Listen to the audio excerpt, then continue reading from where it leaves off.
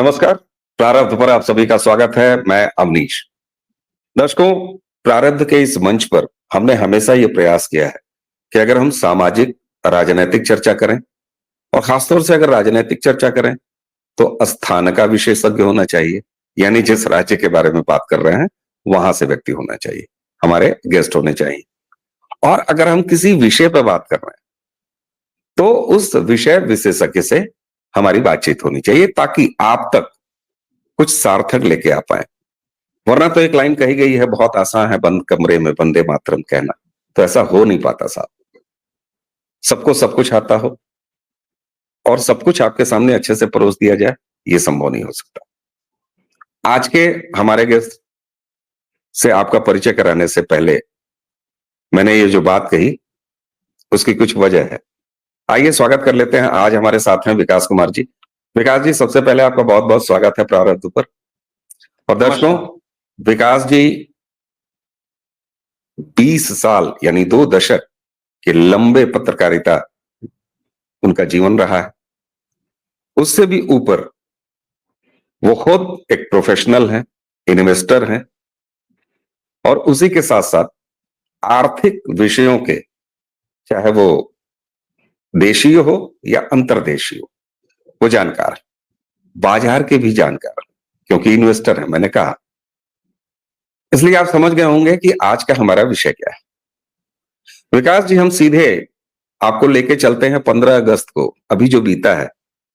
और जब लाल किले की प्राचीर से प्रधानमंत्री नरेंद्र मोदी ने अपने तीसरे कार्यकाल के पहले 15 अगस्त वाले भाषण में ये कहा कि साल 2047 आने दीजिए और भारत विकसित राष्ट्र बन जाएगा। अच्छा लगा, बहुत अच्छा लगा। लेकिन 47 में वक्त है, और 47 में किस तरीके से भारत एक महाशक्ति बन जाएगा, डेवलप्ड नेशन बन जाएगा, वो कौन से यंत्र होंगे, वो कौन से कदम होंगे, वो कौन सी जुगत होगी, कहां कहां काम करना है, ये जानना बड़ा आवश्यक है। हमने सपना देख लिया 2047 में हमारी एक भव्य इमारत, मल्टी स्टोरी बिल्डिंग बन जाएगी। छड़ कौन सा होगा, सीमेंट कौन सा होगा, डिजाइनर कौन होगा, सप्लायर कौन होगा, कैसे बनेंगे हम, यही से शुरुआत करना चाहता हूं आपसे। विकास जी प्लीज। अगर आप प्रधानमंत्री मोदी के सिर्फ इस भाषण को ही नहीं जो उन्होंने लाल किले की प्राचीर से दिया, बल्कि मैं तो उनको तब से ट्रैक कर रहा हूं, क्योंकि मैं जब किसी लीडर को एनालाइज करता हूं तो भाई उसका ना एक कंटिन्यूटी होनी चाहिए कि जो वो 2023 में बात कर रहा है, क्या 2014 में 2020 में भी वही बात कह रहा था? क्या वही बात वो 2014 में कह रहा था?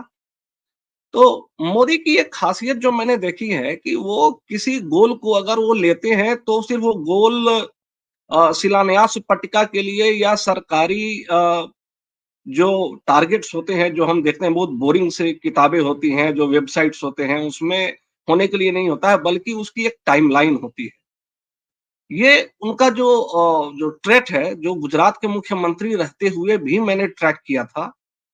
तो आप मोदी को जो भी देखते हैं, वो आप गुजरात के मुख्यमंत्री के तौर पर याद करें। गुजरात में जब मोदी ने जब एज ए मुख्यमंत्री संभाला था 2001 के आसपास, जहां तक मुझे याद है, उस समय गुजरात में पावर की सिचुएशन भी बहुत अच्छी नहीं थी। उन्होंने उस समय सोचा, जरा आप सोचो कि 2000 में massive green energy solar power push दिया गुजरात को। उसके बाद वो प्रधानमंत्री बनते हैं। मोदी का, मैं इसलिए मोदी के इस विजन से इत्तेफाक रखता हूं कि आप देखिए भारत की अर्थव्यवस्था में जो 5-6 मेजर चैलेंजेस रहे हैं, जिसकी वजह से हमारा जो ग्रोथ है स्टैग्नेटेड रहा है, या जिस गति से आप यूं कहिए बढ़ने की बात रही है, उतनी तेजी से बढ़ नहीं पाया है। सबसे पहला तो lack of physical infrastructure, digital infrastructure. अगर आप क्रेडिट की बात करो, जो क्रेडिट फॉर्मेशन है, जो लोगों को क्रेडिट चाहिए, ईज ऑफ डूइंग बिजनेस चाहिए और टेक्नोलॉजी का पुश चाहिए। अगर आप इन 5-6 मेजर चीजों को देखोगे तो आपको समझ में आ जाएगा कि मोदी की जो प्रायोरिटीज है वो बड़ी फिक्स्ड है। पिछले 10 सालों के भीतर जो मैसिव इंफ्रास्ट्रक्चर जो बना है देश में, और वो चाइना की तरह नहीं है। चाइना का भी जो इंफ्रास्ट्रक्चर है, या फिर मान लो कि कई दूसरे कंट्रीज का भी जो इंफ्रास्ट्रक्चर है, वो बहुत जबरदस्त है। और मेरे ख्याल से भारत को उसमें अभी बहुत आगे जाना है, लेकिन उसमें ना कई सारे अनवायबल प्रोजेक्ट्स हैं जो इकोनॉमिकली वायबल नहीं है। लेकिन भारत के जो इंफ्रास्ट्रक्चर हैं, अ, चाहे आप वंदे भारत ले लीजिए, चाहे आप इसके राजमार्गों को ले लीजिए, एक्सप्रेसवे को ले लीजिए, दिल्ली मुंबई एक्सप्रेसवे को ले लीजिए, they are not only economically viable, but उनका हाई रिटर्न ऑफ इन्वेस्टमेंट है। डिजिटल यूपीआई हम देख ही रहे हैं कि किस तरीके से इसने कॉस्ट ऑफ ट्रांजैक्शन को कम किया है। उसके बाद अगर आप देख लीजिए, रिन्यूएबल मिशन को देख लीजिए, सोलर मिशन को देख लीजिए, स्पेस अलायंसेज को देख लीजिए, मोदी का ना एक विजनरी सोच दिखती है कि 2047 में जो भारत होगा, उसमें जो एग्जिस्टिंग प्रॉब्लम्स हैं, उसको सॉल्व करने के लिए पहले इसका इंफ्रास्ट्रक्चर ठीक करो, इसका आर-एन-डी ठीक करो, इसका बाकी चीज़ जो डिजिटल इंफ्रास्ट्रक्चर है, वो ठीक करो, फाइनेंशियल इंक्लूजन के लिए डीबीटी लाओ, उसके बाद जहाँ से आगे पैसा बनेगा, देश में प्रॉस्पेरिटी आएगी टेक्नोलॉजी के थ्रू, तो सोलर अलायंस करो, उसके लिए जो है सो जो स्ट्रैटेजिक पुश होते हैं, जैसे अभी जो ब्रिक्स का हुआ बैठक, तो उसमें डी-डॉलराइजेशन के ऊपर भी बात चल रही है। तो एक ना मल्टी फेस्टेड कॉम्प्रिहेंसिव एक अप्रोच मैंने मोदी जी का देखा है।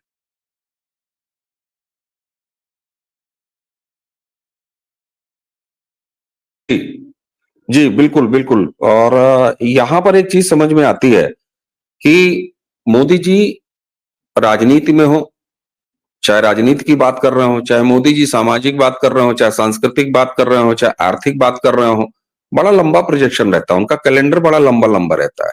14 में चुन के आए तो 19 तक की बातें करते थे। 19 में दोबारा चुन के आए तो 2024, 2026, 2023 तक के कार्यक्रमों का उद्घाटन करते थे, फीता काटते थे। विकास जी, ये जो आपने बात बिल्कुल सही की कि आखिर वो सब कुछ हासिल कैसे होगा, इस पर जब तक काम नहीं होगा, तब तक वो महत्वाकांक्षा आप कह सकते हैं कि 47 तक हम बन जाएंगे, लेकिन वो आकांक्षा के रूप में कन्वर्ट नहीं होगा। मैंने एक रिपोर्ट देखी पीडब्ल्यूसी की, जो वैश्विक सीईओ सर्वेक्षण, उसमें एक्सपर्ट्स होते हैं सारे के सारे। वहां पर ये बात आई कि साहब 2030 तक तीसरी इकोनॉमी सबसे बड़ी वो भारत बन सकती है। वहां ये भी कंक्लूजन ड्रा किया गया कि 2060 तक बहुत हद तक संभव है कि भारतीय अर्थव्यवस्था और इसकी जीडीपी जो है वो अमेरिका से भी ज्यादा हो जाएगी। ये बात भी सच है कि साल 2000 के बाद प्रति व्यक्ति आय में 5 गुना बढ़ोतरी हुई है जब हम बात कर रहे हैं। अगर इस आकलन और 2000 से 5 गुना वृद्धि वाले इस मामले को अगर आप देखें, तो वो कौन से ऐसे 3, 4, 5 पॉइंट होंगे जिस पर ये 2047 सबसे बड़ी इकोनॉमी, डेवलप्ड इंडिया, इसका जो नींव है वो टिकी रहेगी। वो कौन से ऐसे 4-5 पिलर? अगर आप मोदी 1.0 और मोदी 2.0 को देखें, तो आप बहुत गौर करेंगे, तो मोदी ने एक्चुअली उसकी नींव रख दी है। ये जो पिछले 10 साल थे हमारे, उसमें जो कुछ भी चाहिए था आपके अर्थव्यवस्था को टेक ऑफ करने के लिए, वो उसकी नींव तो रख दी है। अब जैसे आप फाइनेंशियल इंक्लूजन देख लो, तो जो जनधन अकाउंट है, फिर उस सब को आधार और उसको लिंक करना, बैंकिंग सिस्टम में लाना, 50 से 60 करोड़ जनसंख्या को बैंकिंग सिस्टम में लाना, क्या ये कोई कम चमत्कार है? और इसका इम्पैक्ट क्या आप इमेजिन कर सकते हैं कि इसका अर्थव्यवस्था पर ओवरऑल जो कैस्केडिंग इफेक्ट होगा, क्या होगा? आप तो आप स्वयं भी अप्लाइड इकोनॉमिक्स के छात्र रहे हैं। उसके बाद आप जी जी। इंफ्रास्ट्रक्चर देख लीजिए। आप इंफ्रास्ट्रक्चर जो बन रहा है, अगर आप देखिएगा, तो हमारी चीजें कॉम्पिटिटिव क्यों नहीं रही हैं? क्योंकि जो कॉस्ट ऑफ लॉजिस्टिक्स है, वो बहुत हाई रहा है। लेकिन जिस तरीके से जल मार्ग, रेलवे, सड़क मार्ग में इन्वेस्टमेंट हो रहा है, तो ये जो कॉस्ट ऑफ जो पोर्ट से लेकर के या एयरपोर्ट से लेकर के उसको फैक्ट्री तक पहुंचाना और अल्टीमेटली कंज्यूमर तक पहुंचाना, इसमें अगर भारत की कॉस्टिंग अगर आप देखेंगे तो डेवलप्ड या कई एशियाई मुल्कों से भी काफी कम है। तो उन तमाम चीजों पर काम किया है मोदी जी ने। मैं ये नहीं कह रहा कि सारी समस्याएं सॉल्व हो गई हैं, लेकिन आप विजन देखिए। 2021 में प्रधानमंत्री ने एक लॉन्च किया था मिशन गति शक्ति। ये इतना महत्वपूर्ण प्रोजेक्ट है कि आप एक साधारण सी चीज देखिए कि आपके घर के बाहर एक सड़क बनती है, उस सड़क को national highway authority of India बनाता है या जो सरकारी डिपार्टमेंट है उसको बनाता है। उसके बाद उसको खोद दिया जाता है, फिर उस वहीं पर ऑप्टिकल फाइबर बिछा दिया जाता है। फिर उसको जल डिपार्टमेंट को याद आता है कि हमें तो ड्रेनेज की पाइपें बिछानी है, फिर उसको रीडू किया जाता है। ये प्रॉब्लम्स जो हैं ये बहुत बेसिक प्रॉब्लम्स हैं। और जो आप अर्थव्यवस्था में जो डेवलप्ड कंट्री की बात करते हैं, जब तक आप इन बेसिक प्रॉब्लम्स को सॉल्व नहीं करेंगे कि भाई इतना क्यों, भाई एक ही सड़क को 4 बार क्यों बनाना? This is sheer wastage of national resources. उसके बाद जीएसटी का रिफॉर्म देखिए। मैं ये नहीं कह रहा कि जीएसटी अपने आप में एक फुल प्रूफ सिस्टम है। जीएसटी में प्रॉब्लम्स हैं, लेकिन आप ये मुझे बताइए कि पिछले जितने भी देशों में जीएसटी लागू हुआ है, चाहे ऑस्ट्रेलिया हो, चाहे न्यूजीलैंड हो, मलेशिया हो, कहीं भी, इतने कम टाइम में जीएसटी सक्सेसफुल हुआ हो कहीं, ऐसा तो देखने को नहीं मिला। तो लगातार मीटिंग्स हो रही हैं, प्रॉब्लम्स को सॉर्ट आउट किया जा रहा है, मेक इन इंडिया बन रहा है। अब हम कई सारे जो स्ट्रेटेजिक एरियाज है, जैसे डिफेंस एक बहुत बड़ा मैं ये कहूंगा कि जॉब जनरेशन के लिए उभर करके सामने आया है। हम नेट डिफेंस इंपोर्टर से नेट डिफेंस एक्सपोर्टर बन गए। ये ऐसे तो नहीं हुआ। और हम जब डिफेंस की बात करते हैं तो सबका ध्यान आता है कि यार हम ब्रह्मोस बना रहे हैं। ठीक है, मैं कह रहा हूं कि जो सियाचिन में या सीआरपीएफ वाले जो जूते पहनते हैं एक पर्टिकुलर क्लाइमेट के लिए, वो जूते भी ओखला में बन रहे हैं।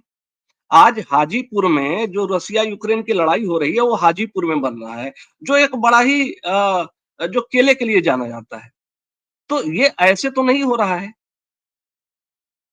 ना? अब आप देखिए बिल्कुल। इंटरनेट कनेक्टिविटी हमारी प्रोडक्टिविटी को एक अलग लेवल पर लेकर के चली जाएगी। इसीलिए अब टेस्ला आ रही है सही कि बात। आप देखिए। अच्छा, मैं आपको एक चीज और बात करता हूँ। ये बड़ी एक ना जो पत्रकारों की सोच रही है बड़ी ही कंजर्वेटिव रही है। जैसे उज्ज्वला योजना का हम एग्जांपल लेते हैं। उज्ज्वला योजना को कहते हैं कि ठीक है महिलाओं को आपने गैस सिलेंडर दे दिया। अरे भैया, गैस सिलेंडर ही नहीं दिया उनको। आप अगर देखेंगे कि जो एक लेडीज थी, वो जो 6 घंटे जूझती थी चूल्हे के सामने, धुएं के सामने, मतलब कार्बन तो चलो एमिट होता ही था, उसकी लाइफ भी अपने आप में कार्बन बन जाती थी। ठीक है। विकास जी, विकास जी, एक इतिहास की बात बताता हूं आपको, राजनीतिक इतिहास की। दर्शकों का ध्यान रखो, आपने जब कहा कि 6 घंटे वो समय बिताती थी और उसके जो कहा एनवायरमेंट में जो धुआं जाता था वो तो जाता ही था, उसकी आंख और उसका जीवन जो है वो खतरे में रहता था। इंदिरा गांधी प्राइम मिनिस्टर थी और फ्लोर ऑफ द हाउस, सदन में, राम मनोहर लोहिया साहब ने 2 बातें कही इंदिरा गांधी से। वो सदन के रिकॉर्ड में है, कार्यवाही में है। उन्होंने कहा, इंदिरा, मैं अगले 5 साल तुम्हारा विरोध नहीं करूंगा, तुम मेरे 2 काम कर दो, केवल 2 काम। बोले, मेरे गांव की सड़कें टट्टियों से भरी रहती हैं, इंदिरा मैं हाथ जोड़ता हूं तुम्हारा, तुम गांव में कोई सामुदायिक शौचालय की व्यवस्था करा दो। हमारी माताओं बहनों को लज्जित होना पड़ता है जब वो सड़क खुले में शौच जाती है। एक ये। और दूसरी, विकास कुमार जी, राम मनोहर लोहिया साहब ने इंदिरा गांधी से कहा कि इंदिरा, गांव में, घरों में चौका चूल्हा फूंकते फूंकते हमारी माताओं बहनों की आंखें खत्म हो जा रही हैं, उनका स्वास्थ्य, उनका फेफड़ा खराब हो जा रहा है। कृपा करके कोई धुआं रहित चूल्हे की व्यवस्था करा दो, ऐसा कुछ करो। ये दोनों काम 2014 के बाद नरेंद्र मोदी ने पूरा किया साहब। एग्जैक्टली। और ये आप जो इसको समाजवाद की बात करते हैं। हाँ, समाजवाद तो मतलब ये कहने को बड़ा अच्छा है। 1978 में दंग सियाओपिंग ने चाइना में वो कैपिटलाइजेशन की तरफ बढ़े और हम वही चीज 1991 में बढ़े। 13 साल का गैप रहा हमारा। अब ये 13 साल का गैप इतना बड़ा रहा कि आज चाइनीज इकोनॉमी हमसे 5 टाइम्स ज्यादा बिगर इकोनॉमी है। अब मैं आपको बिल्कुल इस सर। उज्ज्वला को फिर से लाता हूँ, ये क्यों इंपॉर्टेंट है? जी, आपका जी, 50% जो वर्क फोर्स है, मतलब जो आबादी है, आधी आबादी है, ठीक है? अब मैं अपनी माँ को देखता हूँ, मेरी माँ बाकायदा एक कोयले का स्टॉल होता था हमारे मोहल्ले में, वहाँ से कोयला लाती थी, उस कोयले को कूटती थी, उसके बाद वो धुआँ निकलता था और फिर उसका मतलब जो रात में जो रोटी मिलती थी, मेरे ख्याल से ये हम सब उसी प्रोसेस से गुज़रे हैं। रात को जो रोटी बनती थी, उसके पहले 5-6 घंटे का पूरा प्रोसेस होता था। अब मैं अपनी वाइफ़ को इमेजिन करता हूँ, ठीक है? वो फटाक से बन जाती है। खाना बनाने में जो टोटल जो अगर आप उसका 12 घंटे का पीरियड देखेंगे, तो खाना बनाने में सिर्फ़ 1 से 2 घंटे जाते हैं, ठीक है? अब उसके बाद उसको एक्स्ट्रा टाइम मिलता है, तो वो इंस्टाग्राम पे रील्स भी बना लेती है, ठीक है? वो अपने घर से बुटीक भी चला लेती है। She has become 5 times productive and productivity जो होती है, जो उत्पादकता होती है, पर यूनिट उत्पादकता, ये जी, इकोनॉमी को एक अलग लेवल पर लेकर के चली जाती है। और हमारा बिल्कुल। व्यालोक जी, सॉरी, विकास जी, आपने जब ये बात कही ना कि कितना ये जो टाइम बचता है, उस टाइम का सदुपयोग कहाँ होता है। ये जो आशा और लखपति बहनों वाला जो एक सक्सेसफुल मॉडल खड़ा हुआ है इन कुछ ही सालों में, गांव-गांव में एक जो एसएचजीज डेवलप हुई हैं, बहुत नेचुरल है। जब चौका चूल्हा फूंकने से एक लंबा समय बच जाएगा, तो वो प्रोडक्टिविटी कहीं और निकल के आएगी। और ये लखपति बहनों वाली योजना का इतना सफल होना, ये दिखाता है। और ये साथ में ये भी दिखाता है ना विकास जी, कि ये एक समावेशित विकास हो रहा है। ऐसा नहीं है हुँ, कि एक क्लास जो है, वो जो राहुल गांधी और उनका इकोसिस्टम जो है अडानी अंबानी अडानी अंबानी अडानी अंबानी का नारा लगाता है। तो एक जो विकास, आप चाइना का विकास देखिए, तो चाइना का विकास पूरी तरीके से ऐसा नहीं है कि सारा सब कुछ एकदम लकालक हो गया। वहां एक बड़ा गैप आ गया और भारत में ये गंभीर खतरा है, क्योंकि हमारी आबादी बहुत बड़ी है और हमारा डाइवर्सिफिकेशन भी बहुत बड़ा है। तो इसको कैसे आप देखते हैं? जी, चाइना पर मैं कहूँ, हमने जो लास्ट वीडियो आप ही के चैनल पे किया था, कि चाइना की जो ग्रोथ स्टोरी है, वो 2 बड़े पोंजी स्कीम पर है, ठीक है? उसके खतरे भारत में भी हैं। जैसे एक बीआरआई और एक पोंजी स्कीम, और दूसरा पोंजी स्कीम उसका जो रियल एस्टेट ड्रिवन जो ग्रोथ है। भारत में भी ये खतरा है, लेकिन भारत में क्या है कि जो डेमोक्रेटिक सिस्टम है ना, तो कहीं न कहीं वो फीडबैक का सिस्टम आता है, और जो चुनाव के बाद जो सरकार हारने का जो डर होता है, वो सरकारों को फिर से ट्रैक पर ले आता है। तो खैर वो एक अलग बात है। निश्चित रूप से खतरे हैं।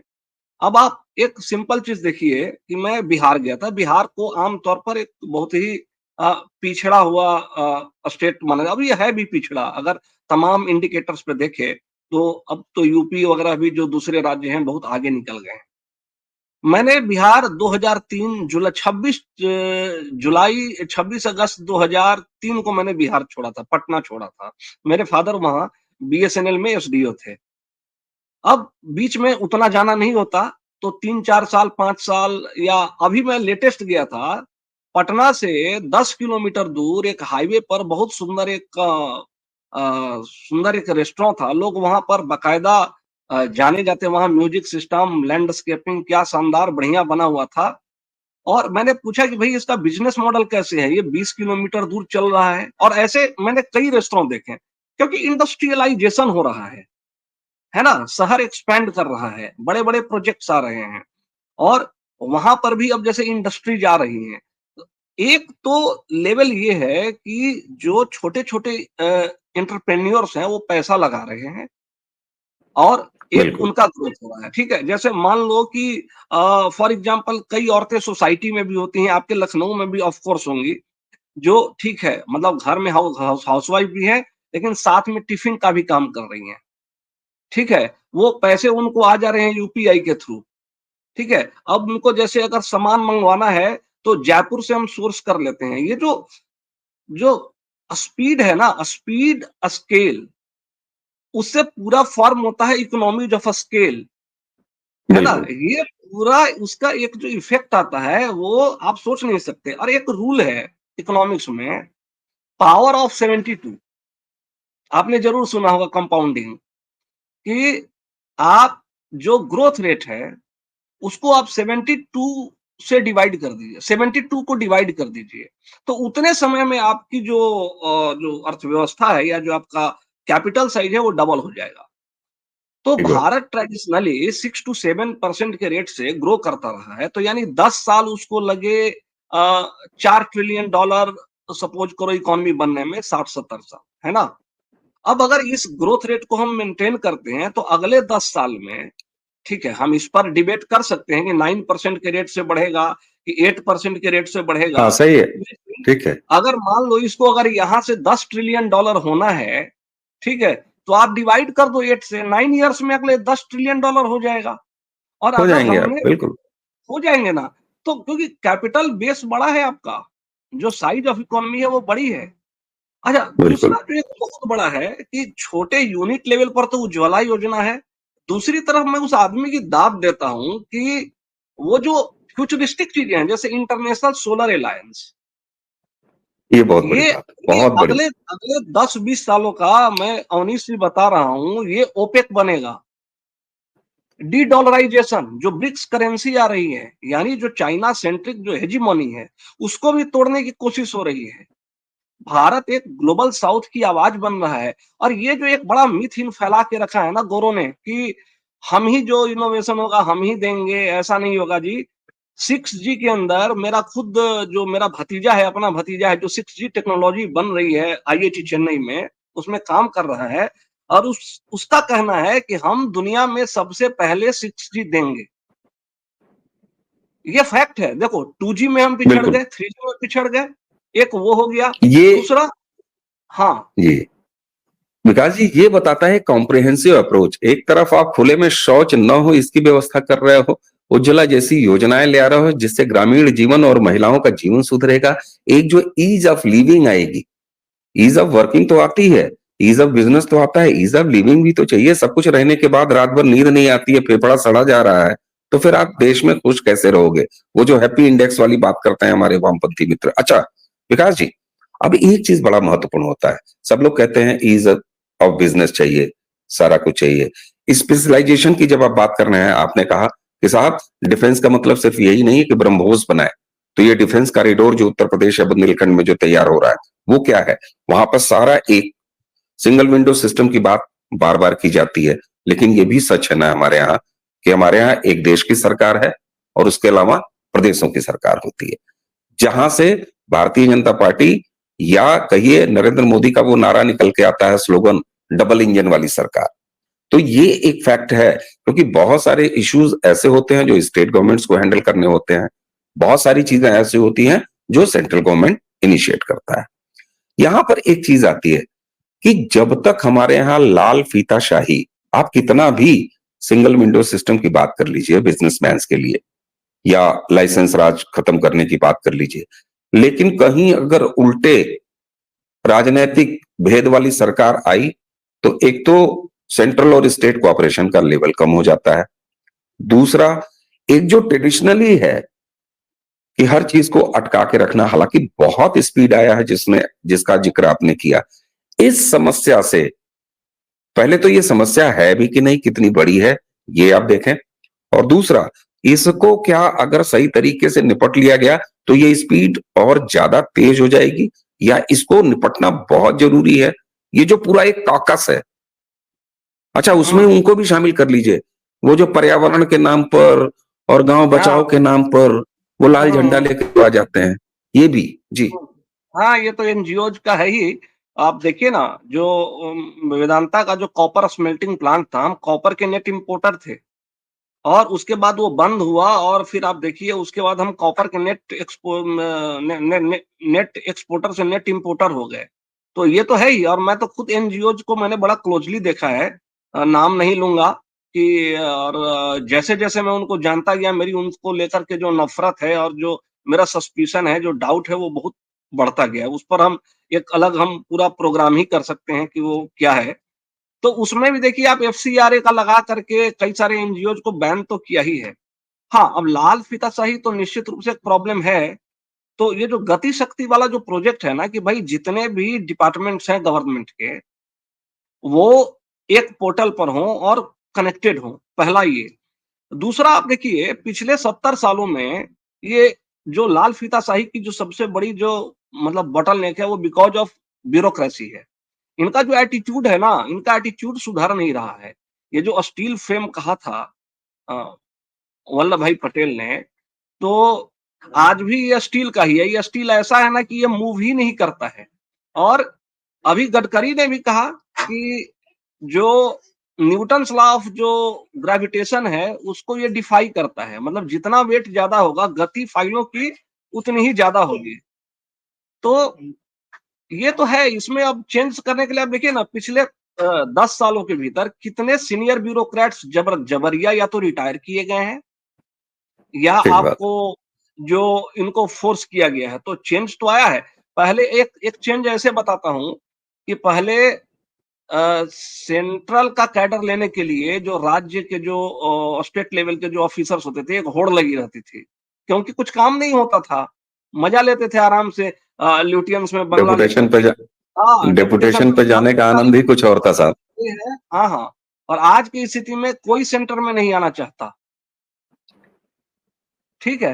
तो अब ये है। और ये ना कुछ अगर स्टेट गवर्नमेंट्स को अपवाद में छोड़ दें, जैसे आप दिल्ली की सरकार देख लीजिए या ममता बनर्जी की सरकार देख लीजिए, मोर और लेस जो विपक्षी पार्टी की भी जो सरकारें हैं, बोलने को कुछ है आपका, पॉलिटिकली आप ही हो सकते हैं, लेकिन आप इंटरनली आप देखेंगे ना तो अलाइन्ड है वो सरकार के साथ। ये बात ये बात आपने बहुत सही कही, और यही वजह है कि राहुल गांधी सेम दिन, यानी उसी दिन उसी समय देश की किसी चुनावी रैली या किसी अपनी जो उनका जो एजेंडाबाजी है वहां के अडानी अंबानी का विरोध करते हुए नजर आते हैं।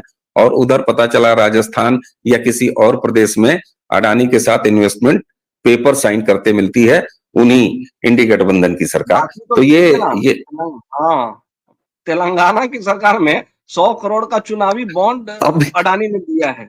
अब भाई बात ये है कि अब पोर्ट बनाना है, शिप बनाना है, ठीक है, मैसिव इंफ्रास्ट्रक्चर बनाना है, वो तो अडानी ही बनाएगा। आपके पास उस बिल्कुल लेवल की साहब, कंपनी नहीं है।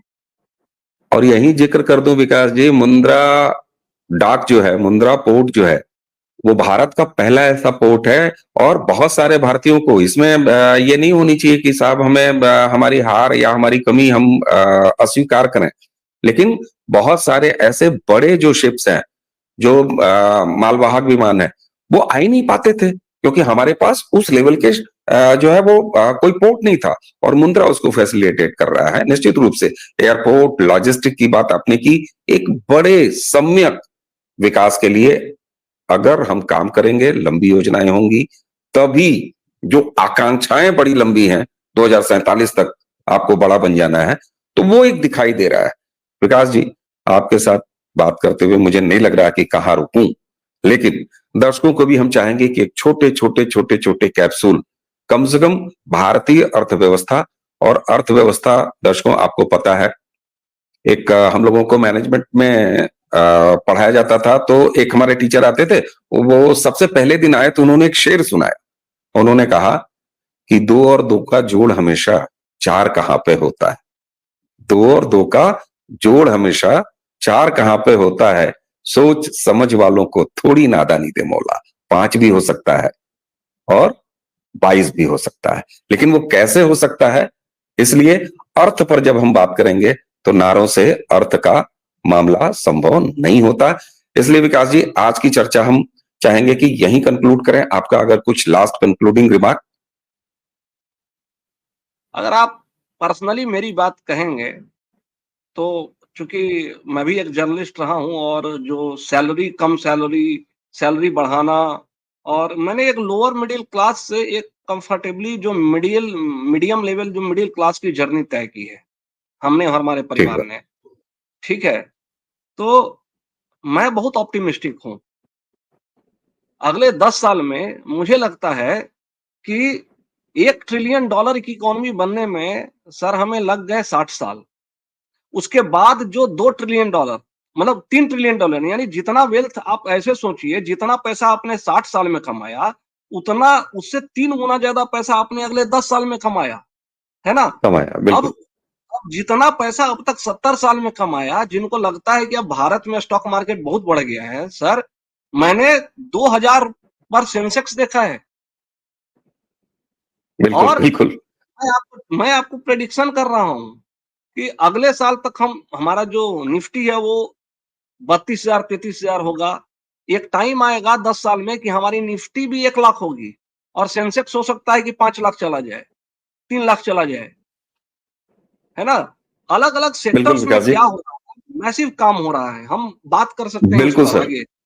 बिल्कुल सर। और दर्शकों, जो विकास जी ने जिन आंकड़ों की बात की है और जिन सच्चाइयों की बात की है, जिन संभावनाओं की बात की है, अब आज के ये इंट्रोडक्टरी चर्चा हमारी थी, एक हम सीरीज करेंगे और विकास जी के साथ प्रति सप्ताह कम से कम दिन में सप्ताह में एक ऐसा कंटेंट आपके लिए लेके आएंगे जिसमें यही जो आज की बातचीत है इसके लगातार आयाम हम बात करते जाएंगे और उम्मीद करेंगे कि जब 2047 में ये सब कुछ हो रहा होगा तब भी हम इसी पर बात करेंगे। ईश्वर बाकी साक्षी है। विकास जी, आपने हमें समय हाँ, दिया और आगे भी देंगे इस कमिटमेंट के साथ। और ये मैं आपसे इसीलिए मैं पब्लिकली ऑन रिकॉर्ड कर आपसे वो क्या कहते हैं, हामी भरवा ले रहा हूँ, सकरवा ले रहा हूँ, अगर इसको देशज सर में आप कहा जाए तो। एक बार नहीं, आप 2 बार लाएँ, ठीक है? मैं लोगों में पॉजिटिविटी भरना चाहता हूँ, इतनी नेगेटिविटी है। बहुत बड़ी बात। अरे बहुत अच्छे काम हो रहे हैं भाई, मैं बेंगलुरु में बैठा हुआ हूँ, है ना? बहुत बड़ी स्टार्टअप फाउंडर्स के साथ मेरी मुलाकात हो रही है, मैं सुपर पॉजिटिव हूँ। आप भी सुपर बात। पॉजिटिव बिल्कुल रहिए। बिल्कुल बिल्कुल। तो दर्शकों, विकास जी का मैसेज हम सबके लिए सुपर पॉजिटिव। तो इसी नोट के साथ आज की चर्चा समाप्त करते हैं। विकास जी, आपने हमें समय दिया, आपका बहुत बहुत आभार। और दर्शकों, इसी के साथ हमें और विकास जी दोनों को आज्ञा दीजिए। नमस्कार।